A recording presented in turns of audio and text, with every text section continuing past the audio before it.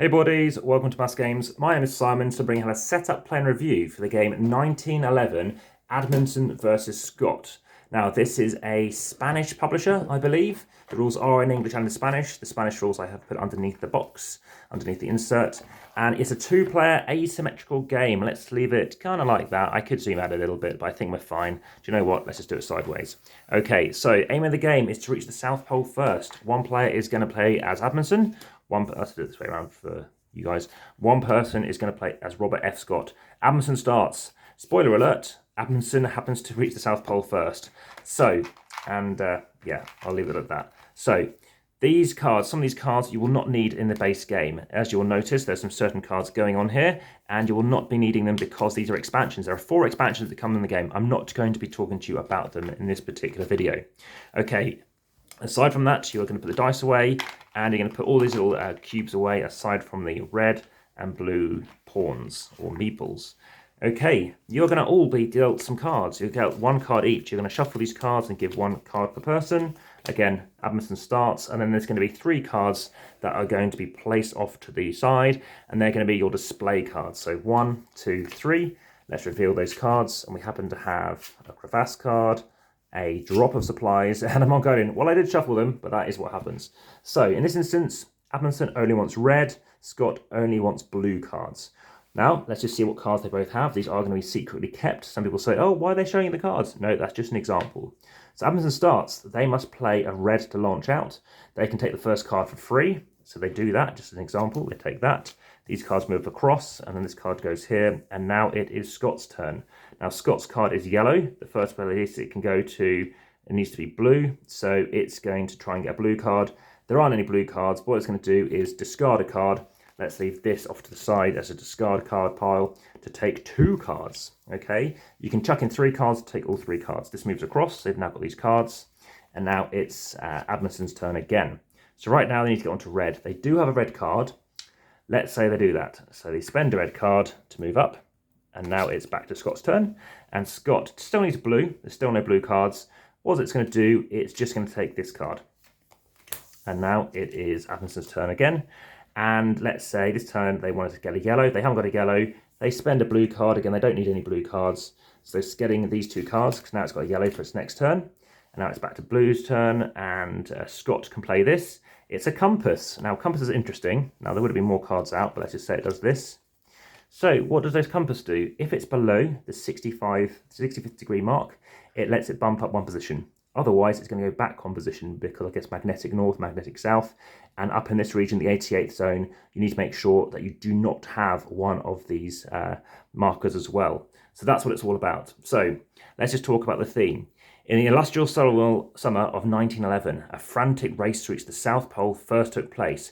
That exploration became one of the most greatest adventures of mankind. A challenge started by the Norwegian Ronald Amundsen and the British Robert F. Scott. Amundsen and Scott travelled to Antarctica to win a race, and although only one could be first, both reached the glory. Okay, so it's a race, as you can see, to get to the top. But what you can do is you can play certain cards. You can play 2 cards, for example, 2 crevasse cards, or other similar such things, avalanche cards, things like this. And what it means is when you play 2 of them, you're going to send your opponent back 1 space. And from now on, they need to be playing a card equal to or lower than, further down, obviously, to where their ship started, of that colour to come back onto the board, okay? That's how that works. Now, also interesting in this game is once you've gone through all the cards, you tend to go through the deck at least once. If you go through the deck a second time, and then you can no longer pick up cards in this display, you both lose. So I have played this game a few times. I first played about 4 years ago. I think it came out 2017, 2018. And when I actually played it, I never wanted to play Amundsen. Amundsen's always won. I've still only ever seen Amundsen win because he has first play advantage. There are 16 red cards, there's only 10 blue cards, but supposedly it still balances according to the designer, and I'm sure they're going to put notes about this as well, over 200 plays. And aside from that, apparently blue, I won't talk about strategy actually, I'll leave that to you to decide and discover. But I have got very close with Scott. I've got right to the edge here, and it's just very interesting how you're like, oh, but now I've got to pick the compass, because you've got to pick a card. If you can't do anything, you've got to pick a card, and that's the downside. Now, sometimes these cards are just blank. Sometimes there are cards which say, for example, you have a wild card. So this Mongolian horse, as you can see, helps Scott, because he can play this card to beat any card he likes. You've got other cards on here, like I said, you've got these crevasse cards, these blizzard cards, which send people backwards. You've got the Greenland dog, which obviously helps Amundsen as well. So you've got various wild cards, which are very handy, especially because a blue card for Amundsen is useless otherwise. So there's various different colorations going on here, lots to discover. Like I said, I'll talk to you about that expansion in another video. So if you are liking this video, please hit the notification bell if you haven't already. And if you enjoy the content, hit that like button, share. Again, if you want to, there's via the description, you can follow over on Instagram, over 2,300 photographs and posts. And yeah, like and subscribe in boardgamegeek as well. Please comment in YouTube.